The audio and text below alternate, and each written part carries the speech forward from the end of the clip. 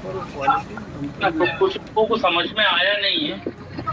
कई लोगों के मैसेज आए थे कि सर हमें समझ में नहीं आया है और एक बार और आप उसको रिपीट कर देंगे क्या, तो जल्दी से अपन उसको रिपीट कर लेते हैं एक बार और, क्योंकि शायद लोगों को समझ में नहीं आया। बाकी मोस्टली ज्यादातर लोगों को समझ में आ गया होगा। सर आ समझ में गया आया, कि नहीं आया? अच्छे से है। आ एक गया बार फिर रिपीट किया जाए।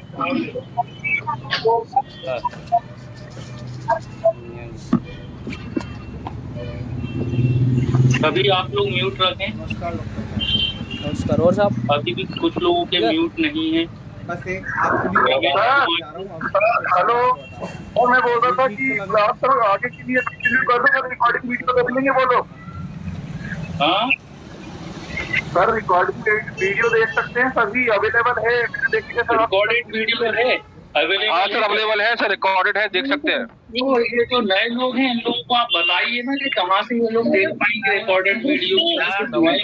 सभी को ग्रुप में मैसेज कर दिया है कि वीडियो रिकॉर्डिंग यहाँ से होता है। तब बार बार वही क्वेश्चन करते हैं तो सर क्या बताएगा? उसमें तो उनको वीडियो बना के सेंड कर देगा, यहाँ से निकाल लो आप। क्योंकि जो नए लोग हैं वो लोग कहते हैं कि सर हमें ना रिकॉर्डेड वीडियो मिलता है।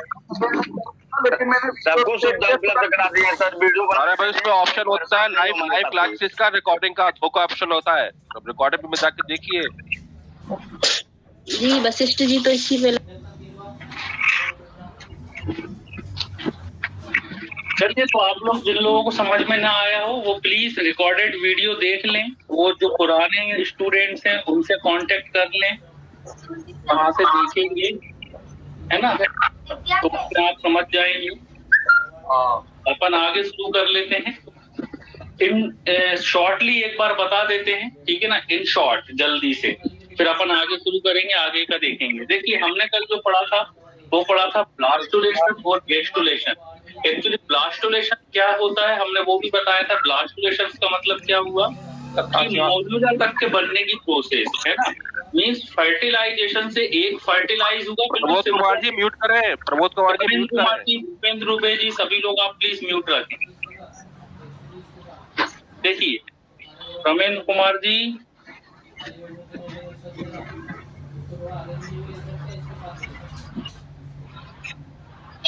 रमेंद्र कुमार जी।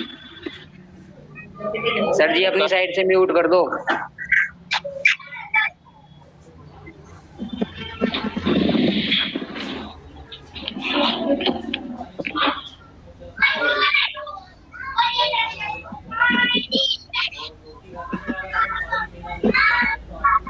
वन मिनट रुकिए आप लोग जरा, दो लोगों के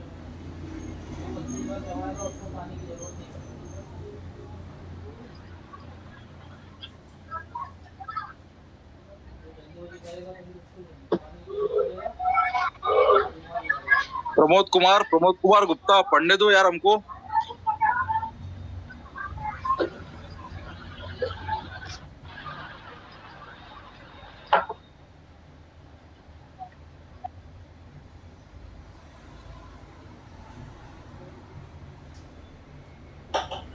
सर आपका म्यूट हो गया है।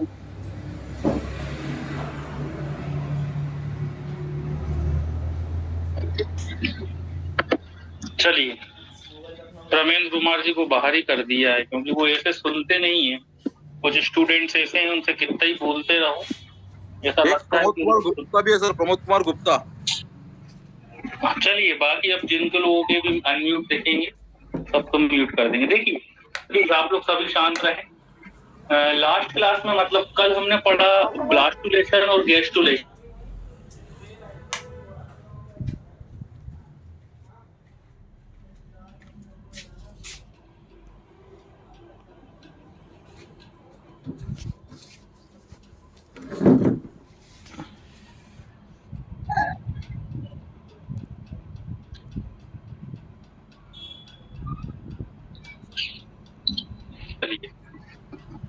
तो हम क्या बता रहे थे कि ज्यादा उसमें इतनी घबराने वाली बात नहीं है, बस थोड़े से टर्म ही ऐसे हैं कि ब्लास्टुलेशन या फिर ब्लास्टोसील, है ना, थोड़े से टर्म ऐसे हैं जो हमें याद करना ही पड़ेगा।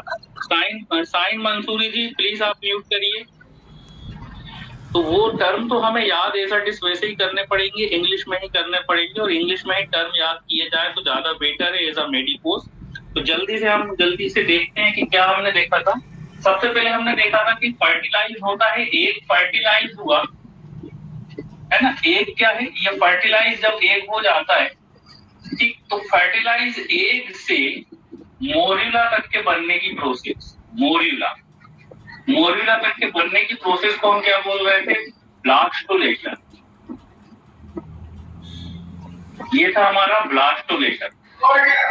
फर्टिलाइज एग से मोरिला जब बनता है तो यहाँ तक की प्रोसेस को क्या सर प्लीज आपसे रिक्वेस्ट है, कॉल म्यूट कर दीजिए सर प्लीज, ये नहीं पढ़ने देंगे लोग।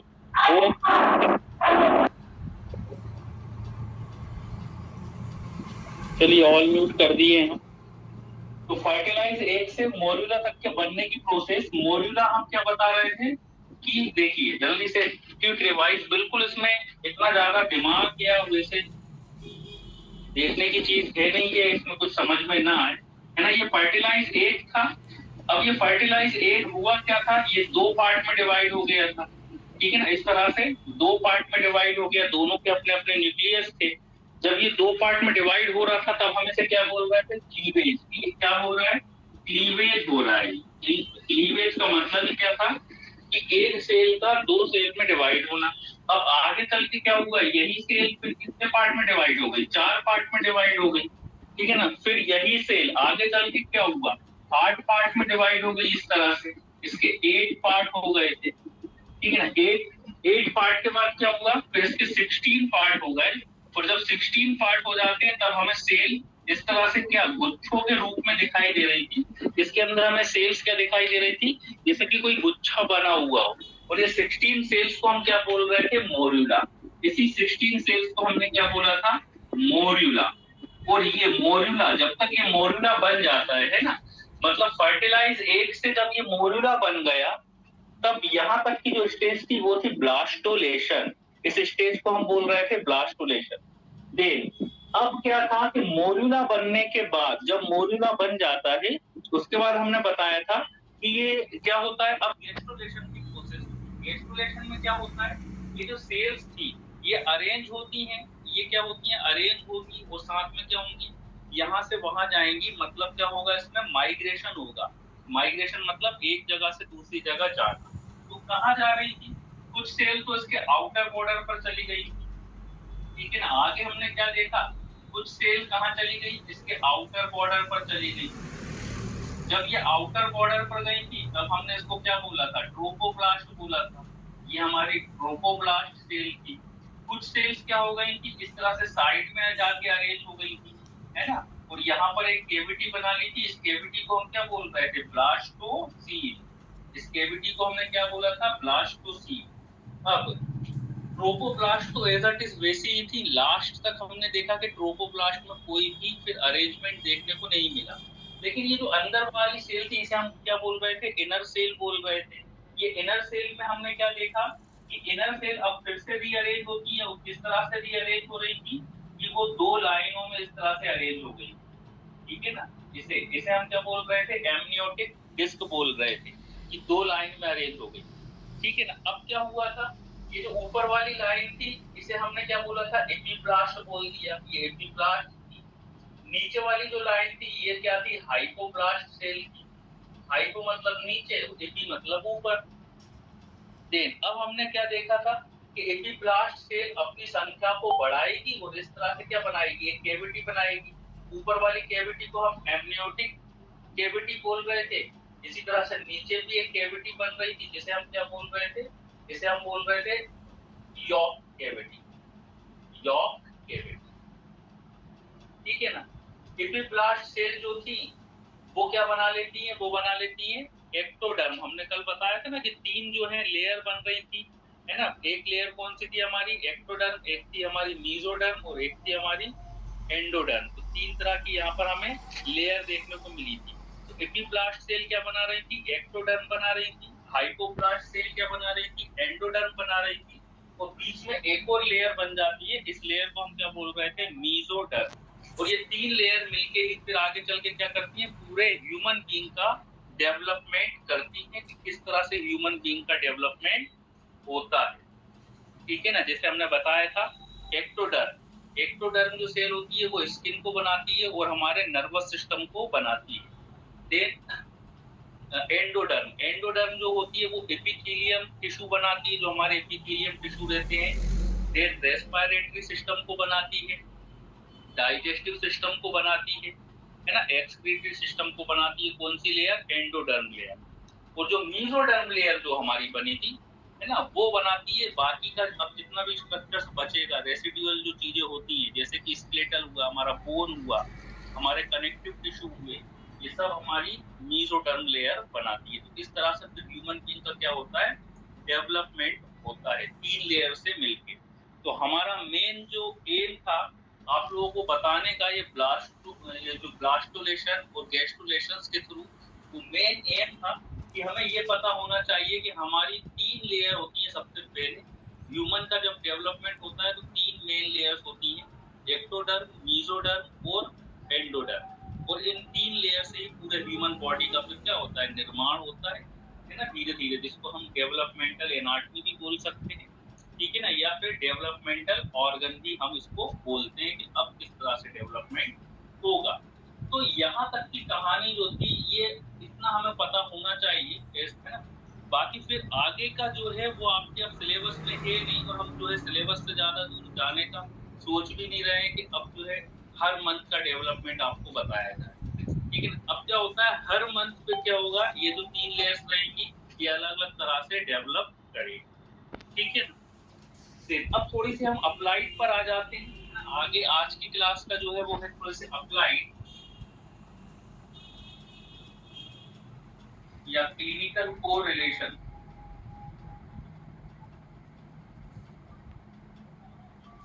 इसको हम क्या बोल सकते हैं? अप्लाइड या फिर क्लिनिकल कोरिलेशन। अब देखिए क्लिनिकल कोरिलेशन में या क्लिनिकल अप्लाइड में, applied anatomy.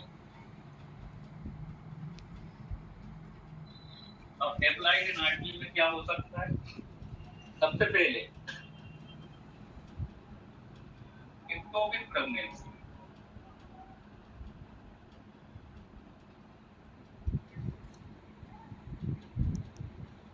Ectopic pregnancy applied anatomy में क्या होगा? Ectopic pregnancy. अब एक्टोपिक प्रेगनेंसी क्या होती है वो हम देख लेते हैं।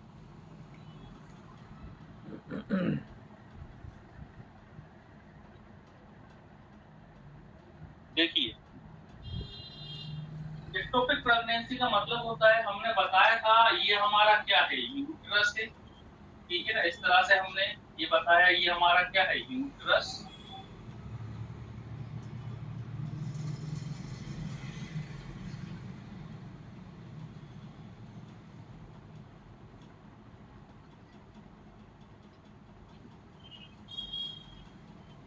ये है हमारा यूट्रस, ये है ओवरी।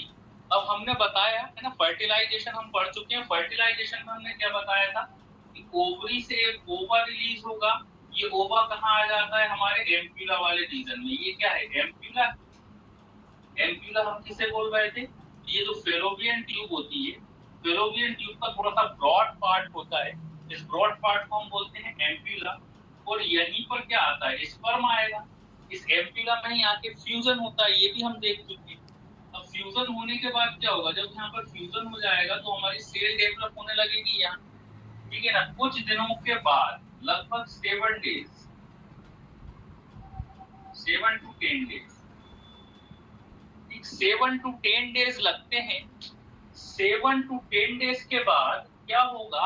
ये जो हमारा एम्ब्रियो यहाँ पर बन रहा है, ये हमारा जो एम्ब्रियो बन रहा है यहाँ पर, है ना, यहाँ पर हमने बताया था क्या होती है? सीलिया होती है। एम्ब्यूला के अंदर सीलिया होती है, हेयर लाइक स्ट्रक्चर्स होते हैं। तो ये हेयर लाइक स्ट्रक्चर्स इस एम्ब्रियो को क्या करते हैं? 7 डेज के बाद, 7 to 10 डेज के बाद इस एम्ब्रियो को कहाँ पर जो है प्लेस करना चाहते हैं? इस यूट्रस के अंदर, ठीक है ना।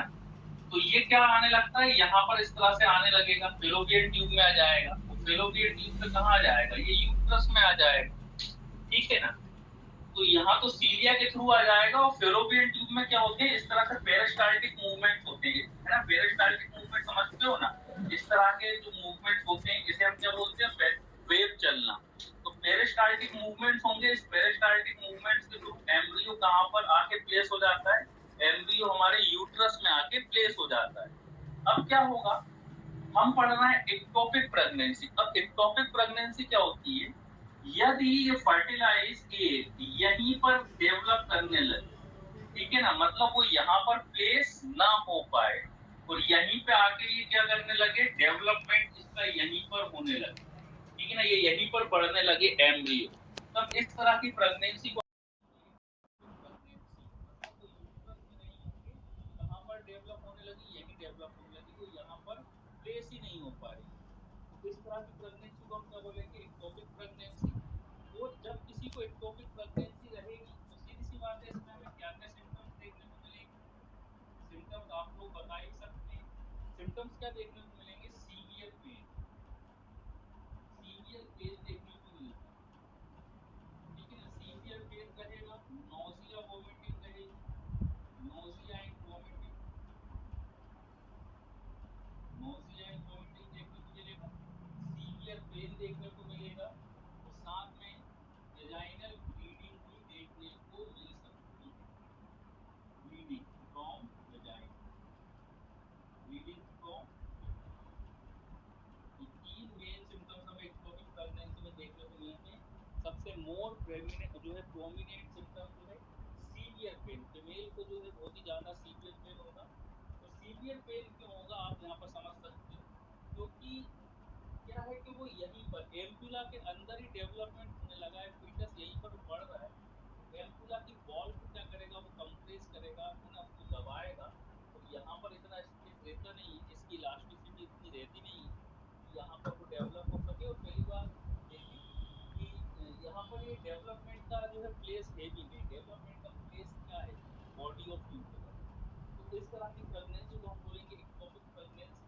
और ये डायग्नोस कैसे हो जाती है, यदि हम यूएसजी कराएंगे, और यूएसजी कराने के बाद हमें पता चल जाएगा, क्योंकि वहाँ पर हमें पता चल जाएगा कि कहाँ पर हो रही है, कि डेवलप कहाँ हो रहा है, 7 दिन 10 दिन हो गए और डेवलप नहीं है, यहाँ पर प्लेस ही नहीं हो रहा है। तो उससे हमें पता चल जाएगा ये एक्टोपिक प्रेगनेंसी का केस है।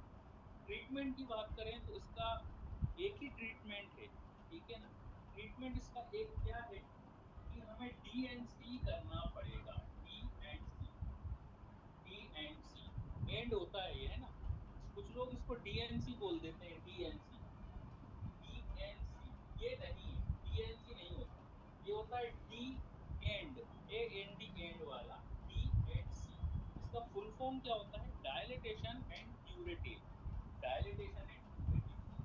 क्या है इसका full form, dilatation, D and C. D का मतलब होता है डायलिटेशन, डायलिटेशन, सी का मतलब होता है क्यूरेटिव,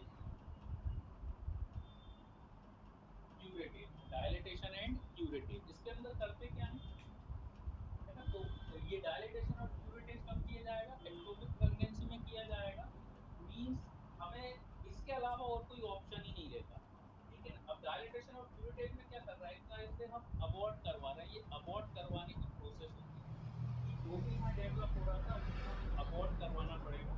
अबॉर्ट करवाने के लिए क्या करते हैं, डायलेट करेंगे। डायलेट किसे करेंगे, ये सर्विक्स है, ठीक है ना, ये सर्विक्स है, वेजाइना है, वेजाइना के थ्रू हम क्या भेजते हैं, इंस्ट्रूमेंट को यहाँ वेजाइना के थ्रू भेजेंगे और उसको डायलेट करेंगे। डायलेट मतलब उसको चौड़ा करेंगे सर्विक्स।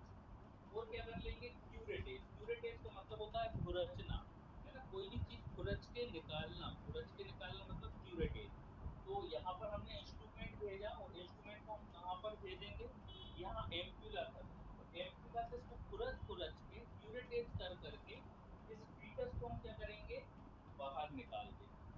इस प्रोसेस को कहा जाता है डायलिटेशन एंड क्यूरेटिव। तो इसमें हमें डायलिटेशन और क्यूरेटिव ही करना पड़ेगा, मतलब DNC ही करना पड़ेगी। अब एक क्वेश्चन ये आता है कि इसको यहाँ पर प्लेस क्यों नहीं कर सकते हम, है ना, यूट्रस के अंदर क्यों प्लेस नहीं कर सकते, मतलब इस फीटस को बचाया क्यों नहीं जा सकता एक्टोपिक प्रेगनेंसी के, एक्टोपिक प्रेगनेंसी के केस में। क्वेश्चन के मन में आ सकता है कि यदि किसी की एक्टोपिक प्रेगनेंसी हुई है तो जब इतने बड़े बड़े ऑपरेशन डॉक्टर कर लेते हैं, यहाँ तक कि ऑर्गन को भी जो है किसी दूसरे का ऑर्गन भी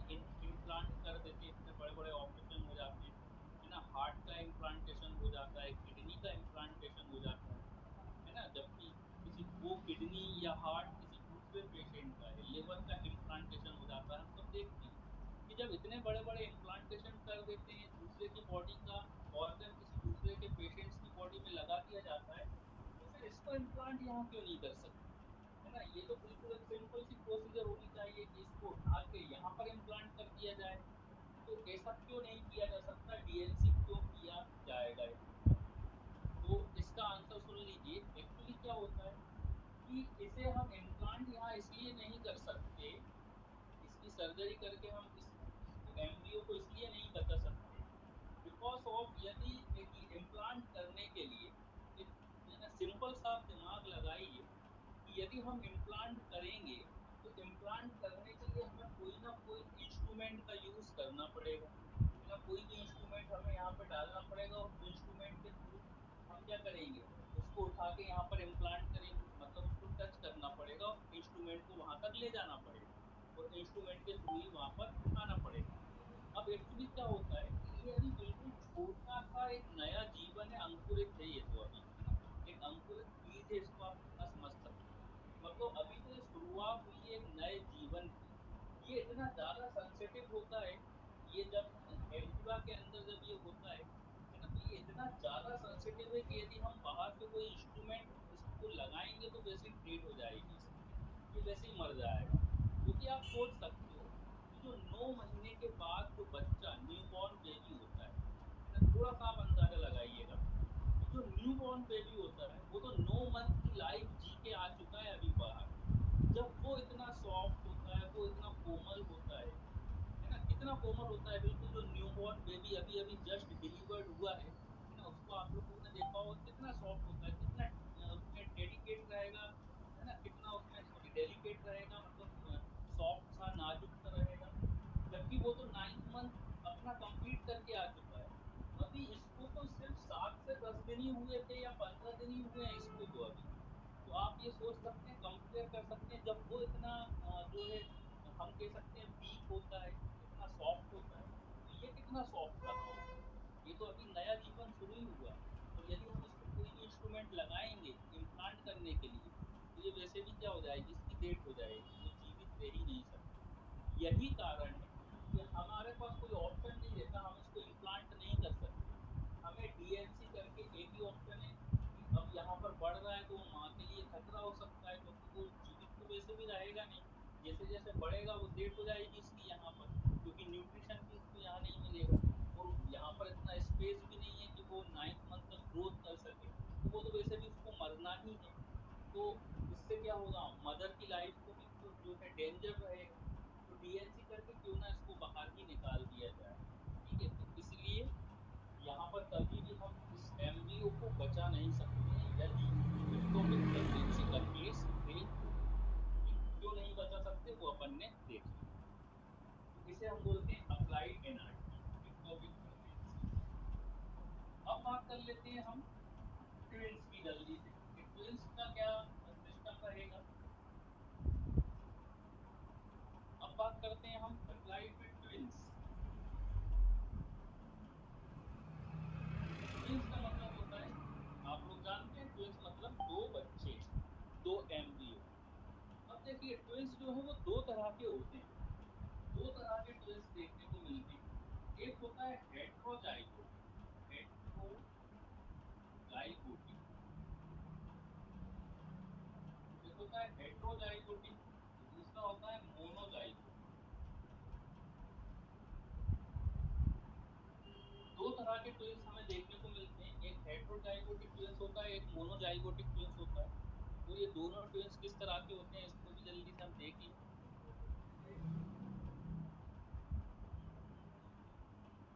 चलिए सबसे पहले हम देखते हैं हेट्रोजाइगोटिक, ये हेट्रोजाइगोटिक ट्विंस क्या है। देखो हेट्रोजाइगोटिक ट्विंस क्या है, ये हमारा जैसे हमें बनाना पड़ेगा एक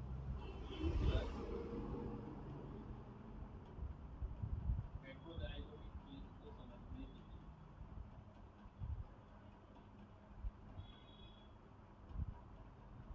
ठीक है ना, ये है यूट्रस। तो हेट्रोजाइगोटिक ट्विंस में क्या होगा,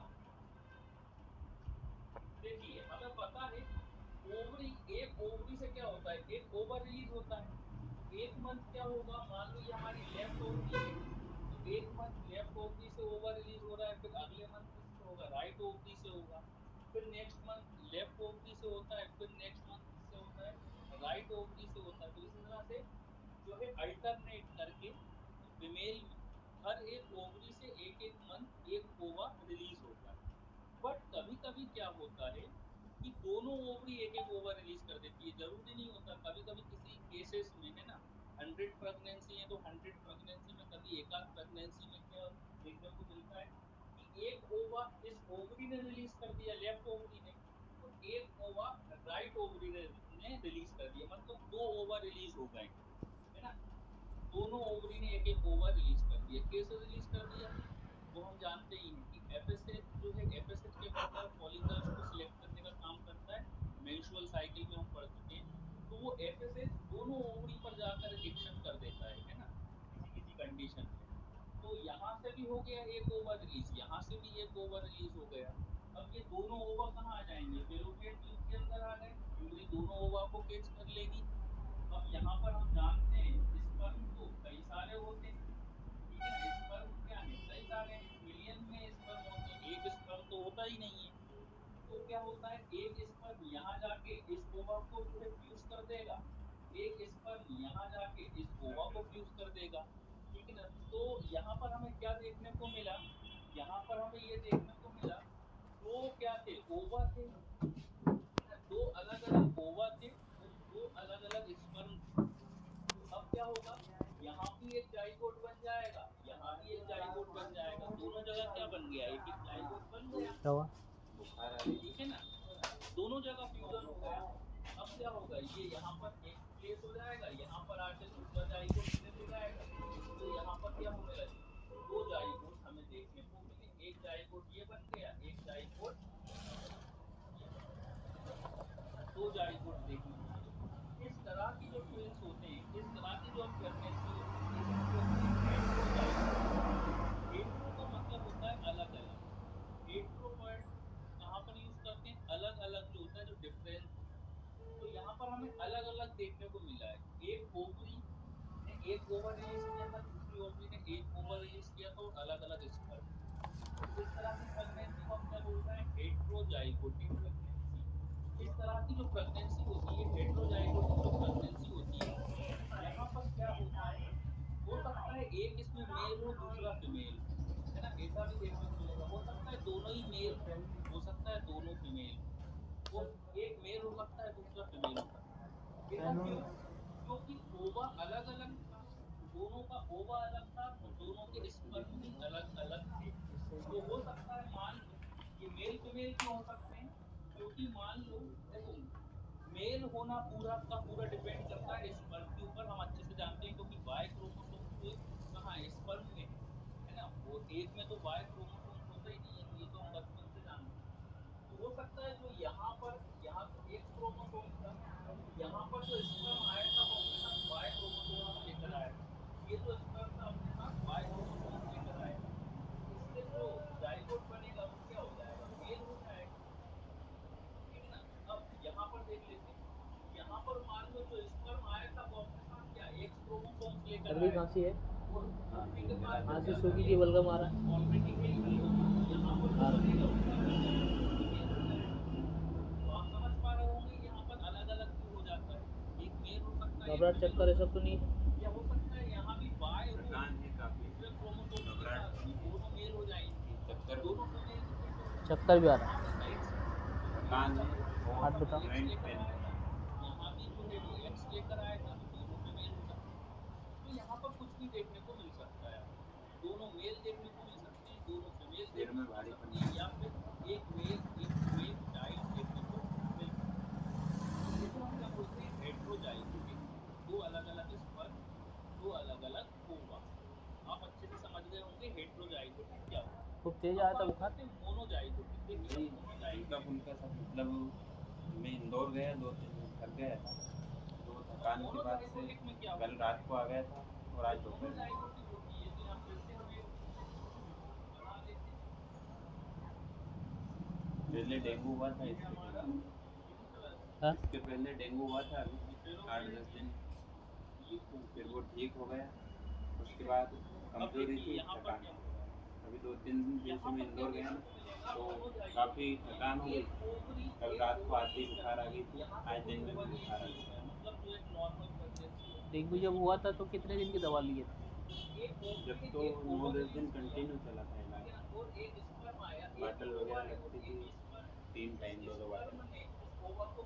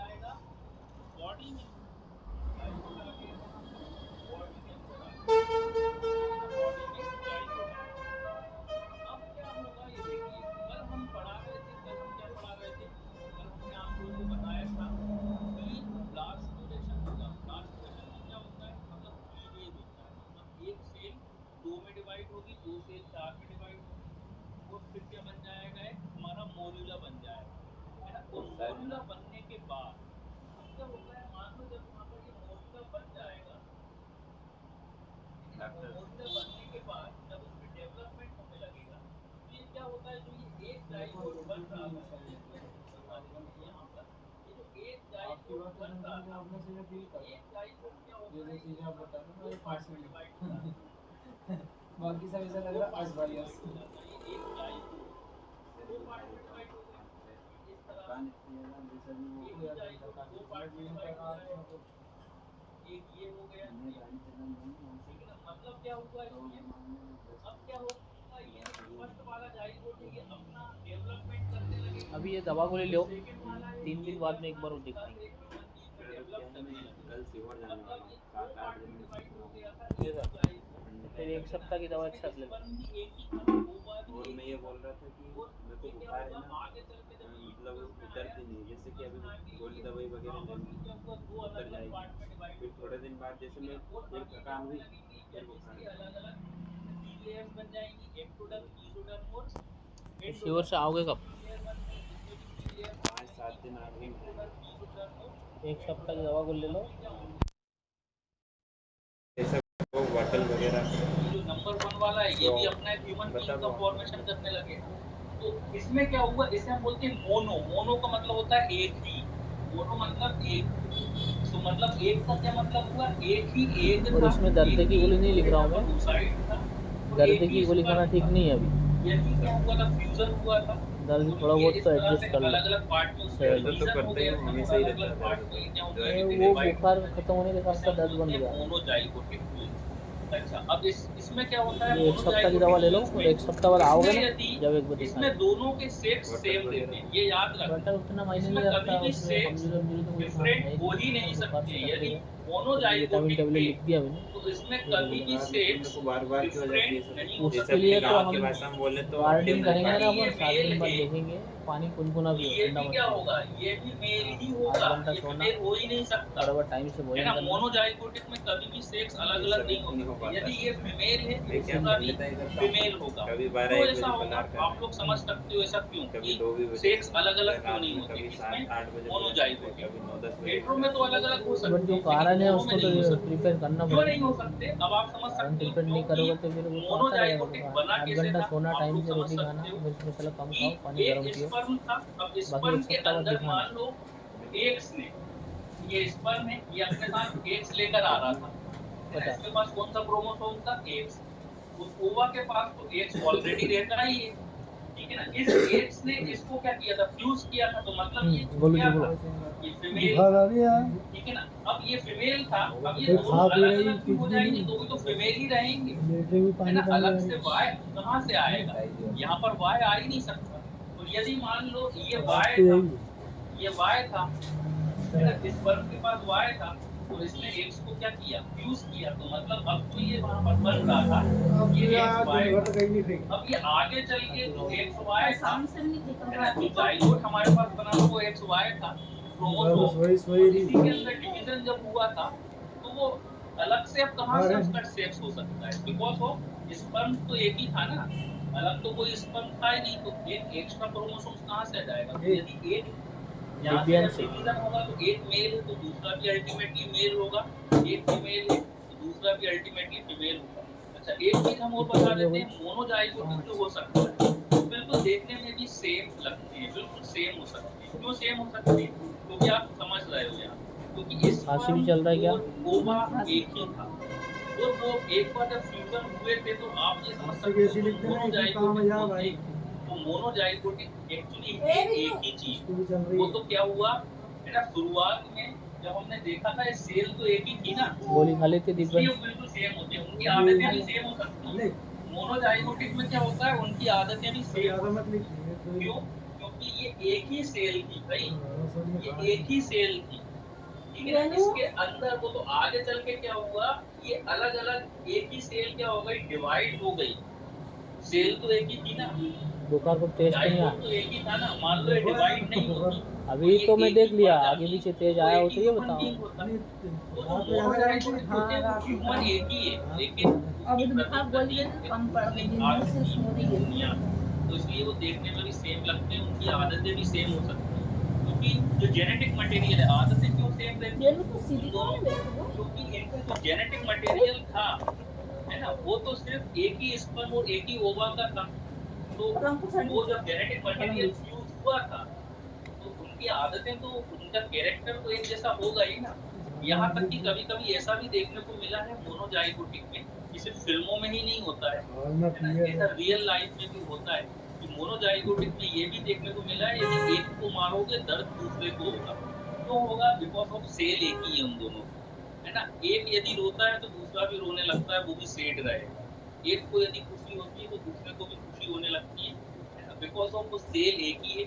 वो तो इस दुनिया में अलग अलग रूप में हमें दो अलग अलग इंडिविजुअल के रूप में दिखाई दे रहे हैं, लेकिन यदि हम उनका शुरुआती दौर देखें, उनका जब यदि हम एम्ब्रियोनिक दौर देखें तो वो पहले एक ही थे, वो तो बाद में अलग अलग हो गए, ठीक है। तो इस तरह के एम्ब्रियो को हम क्या बोलते हैं, मोनोजाइगोटिक एम्ब्रियो या फिर मोनोजाइगोटिक ट्विंस, है ना। आपको अच्छे से ये चीज समझ में आई। अच्छा, एक चीज और देखी कि आप लोगों ने जो है इस तरह के ह्यूमन बीइंग भी देखे होंगे कि जिनके दो जो है दो गर्दन रहती है ना, आपस में जुड़े हुए ले रहते लिया, हैं, कई तरह के ह्यूमन बीइंग भाप ला रहते के दे हैं। दो, पहले लगा तो देता हूँ। होता क्या है, वो भी मोनोजाइगोटिक ट्विंस का ही एक एग्जांपल है। वो भी मोनोजाइगोटिक एक दो ट्विंस होते तीन। हैं, तो उसमें भी आपने देखा होगा यदि एक मेल है, मान लो दो पर्सन है आपस में जुड़े हुए हैं, है ना, उनकी बॉडी आपस में जुड़ी है, तो यदि एक मेल रहता है दूसरा भी मेल रहेगा, एक फीमेल है तो दूसरी भी फीमेल रहती है, बिकॉज ऑफ वो मोनोजाइगोटिक रहते हैं, है ना। तो उसमें क्या होता है, उसमें एक्चुअली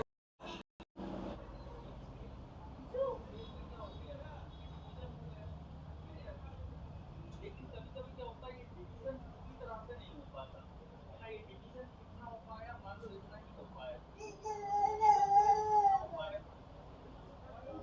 मतलब ये सेल जो है नीचे से जुड़ी रह गई थी।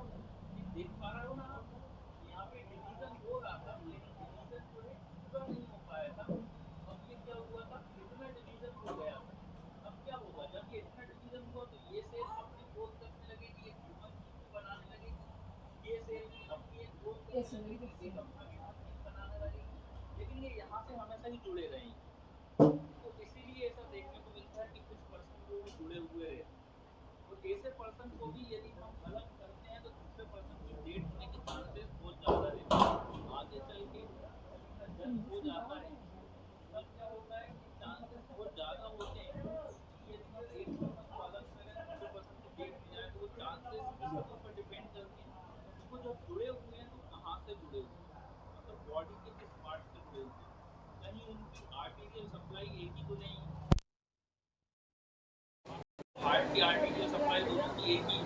अब यदि हमने एक को काटने की कोशिश करी तो दूसरे की भी जो है डेथ होने की संभावना ज्यादा रहेगी। तो ये सब चीजें यहाँ पर देखने को मिलती है ना। जो जुड़े हुए रहेंगे वो भी मोनोजाइगोटिक ट्विंस का ही एक एग्जाम्पल होते हैं। तो समझ में आया आप लोगों को अच्छे से? ये रही इसकी अप्लाइड, है ना। अप्लाइड में ट्विंस हमें बताना था कि ट्विंस जो है हेटेरोजाइगोटिक मोनोजाइगोटिक रहते हैं, और एक हमें क्या बताना था इससे पहले जो हमने एक्टोपिक प्रेगनेंसी पढ़ी है। तो आशा करते हैं आप लोगों को समझ में अच्छे से आया होगा। अब हम यहाँ से अनम्यूट कर रहे हैं, यदि आप लोगों का किसी का क्वेश्चन है तो प्लीज एक एक करके पूछिएगा, सभी एक साथ ना पूछने लगे, ठीक है ना। नहीं तो हम यहाँ से फिर क्लास बंद कर देंगे, क्योंकि हमें भी समझ में नहीं आता कि आप लोग पूछना क्या चाह रहे हैं।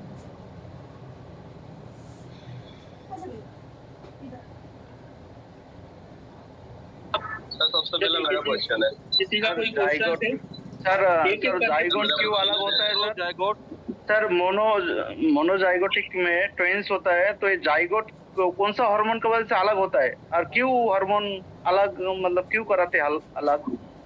हार्मोन मीन समझे नहीं हम क्या पूछना चाह रहे हैं, आप फिर से पूछिए। सर मोनोजाइगोटिक ट्विंस में मतलब जैसे अभी बताया, दो क्यों अलग हो जाते हैं, मतलब मोनोजाइगोटिक में दो क्यों अलग हो जाते हैं?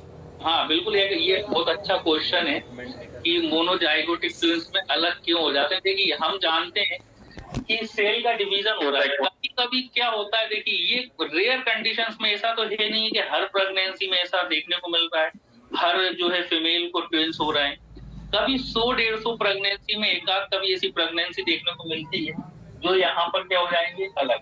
अब ये क्या है, प्रकृति है ना। अब यहीं पर कि हो क्यों रहा है ऐसा, कि ये देखिए नेचर है, ये है ना, नेचर हम बोल सकते हैं या गॉड हो सकते हैं। अब गॉड को ऐसा करना है कि दो व्यक्ति, मतलब दो अलग अलग इंडिविजुअल देना है किसी पर्सन को, तो वो क्या होगा, एक एम्ब्रियो अचानक ही दो में डिवाइड हो गया, तो वहां पर हम नेचर से खिलवाड़ नहीं कर सकते, है ना, क्योंकि जीवन देना, है ना। देखिए मेडिकल साइंस है, गॉड को माना जाता है, ऐसा तो है नहीं, हर डॉक्टर भी ये बोलता है, जब उसके हाथ में कुछ नहीं रहता तो वो भी डॉक्टर भी ये बोलता है, हम अच्छे से जानते हैं कि हम अपनी तरफ से कोशिश कर रहे हैं, बाकी सब ऊपर वाले के हाथ में है। तो इट मीन्स कि हम भी गॉड को हमें मानना चाहिए, और होता भी है एक्चुअली, ऐसा नहीं है।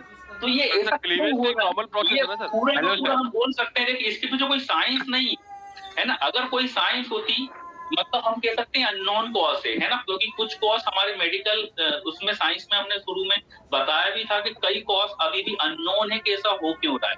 तो ये क्यों दो पार्ट में डिवाइड हो गया, इसके पीछे का क्या रीजन है, तो ये अननोन है। तो अननोन है तो मतलब अगर किसी फीमेल को, गॉड को दो बच्चे एक ही बार में देने हैं, तो वो क्या कर देंगे, अलग कर देंगे, तो है ना, कॉज अननोन है। मतलब यदि हम साइंस की बात करें कि ऐसा क्यों हो रहा है, तो अननोन कॉज के कारण ऐसा हो रहा है ना। सर गे कैसे बनते हैं 6 नंबर? एक please. Hello hello hello hello, आप रुकिए, गे कैसा बनता है 6 नंबर? गे कैसा होता है सर? क्या कैसा होता है दीपक जी? ये छक्का जो होता है 6 नंबर, उसको गे बोलते हैं। गे का भी कोई इसमें ताल्लुक है? हाँ बिल्कुल। देखिए क्या होता है, जो किन्नर लोग जो होते हैं, किन्नर लोग, हाँ वेरी गुड, ये भी एक अच्छा क्वेश्चन है, जल्दी से देख ही लेते हैं इसको, प्लीज शांत रहिए। जो किन्नर होते हैं, है ना, तो किन्नरों में एक्चुअली क्या देखने को मिलता है, हम जानते हैं कि ये है मेल फादर, सॉरी ये है मदर के पास क्या है, एक्स, ये है फादर और उसके पास है XY, ये हम अच्छे से जानते हैं, ठीक है ना। तो एक्चुअली क्या होता है, यहाँ से एक एक्स आएगा, मदर से एक एक्स आएगा, यहाँ से भी या तो एक्स आएगा या फिर क्या आएगा, वाई आएगा, या तो एक्स आएगा या वाई आएगा, ठीक है ना। कभी कभी क्या होता है, किन्नर के केस में एक एक्स्ट्रा क्रोमोसोम्स आ जाता है, ठीक है ना। जब एक एक्स्ट्रा क्रोमोसोम्स आ जाए, किन्नरों के अंदर 46 क्रोमोसोम्स नहीं होते हैं, किन्नरों में कितने क्रोमोसोम्स होते हैं, 47। अब ये जो 46 के अलावा जो एक एक्स्ट्रा आया है, तो होगा क्या, मान लो यहाँ से एक एक्स आ गया था और यहाँ से ये दोनों आ गए, है ना, फादर से एक्स भी आ गया और वाई भी आ गया, तो एक्स वाई। तो यहाँ पर क्या हुआ, ये जो किन्नर रहेगा, ठीक है ना, ये कैसा किन्नर रहेगा कि ये देखने में एक्स वाई, है ना। दो तरह के किन्नर होते हैं ना, एक वो किन्नर होता है जो देखने में फीमेल जैसा दिखता है लेकिन होता मेल है, और एक किन्नर वो होते हैं जो देखने में मेल जैसा दिखता है लेकिन होता फीमेल है, कुछ कैरेक्टर मेल के भी रहें। तो ये जो किन्नर रहेगा, ये देखने में कैसा रहेगा, फीमेल जैसा दिखेगा, मतलब उसका बॉडी का डेवलपमेंट कैसा होगा, फीमेल की तरह, ठीक है, जो कि जनरली हमें देखने को मिलते हैं, है ना। तो वो यही होते हैं एक्स वाई, लेकिन उनके अंदर एक एक्स्ट्रा क्रोमोसोम कौन सा है, वाई, तो उनमें कुछ कैरेक्टर मेल के भी रहेंगे, उनकी आवाज मेल जैसी रहेगी, उनकी दाढ़ी मूछें भी आ सकती है ना। तो ये वो हो गया। दूसरा क्या हो सकता है यहाँ पर कि यहाँ से दोनों एक्स आ गए, ठीक है ना, यहाँ से दोनों एक्स आ गए और ये यहाँ पर आ गया वाई, सॉरी यहाँ से एक्स वाई, ये तो अभी हमारा हो गया। यहाँ से क्या हो गया, एक्स एक्स आ गया, सॉरी एक्स वाई आ गया और एक्स, ठीक है ना। अब क्या होगा इस तरह के किन्नर में कि एक्स वाई और एक्स है, तो इसमें ऐसा क्या देखने में वो मेल जैसा रहेगा, मतलब उसकी बॉडी मेल जैसी रहेगी, लेकिन उसके अंदर कुछ गुण, कुछ कैरेक्टर फीमेल के भी रहेंगे। तो वो होता है X Y X, X Y X, और एक्स एक्स वाई कि देखने में क्या रहेगा, वो फीमेल की तरह रहेगा और कुछ कैरेक्टर मेल की तरह रहेंगे। तो समझ पा रहे हैं दीपक जी, देखिए किन्नर के केस में क्या होगा, एक एक्स्ट्रा क्रोमोसोम्स आ जाते हैं। यस सर, इसमें जेनेटिकल चलिए फिर मिलते हैं अपन नेक्स्ट क्लास में, है ना, कल की क्लास में। हेलो हेलो सर, मेरे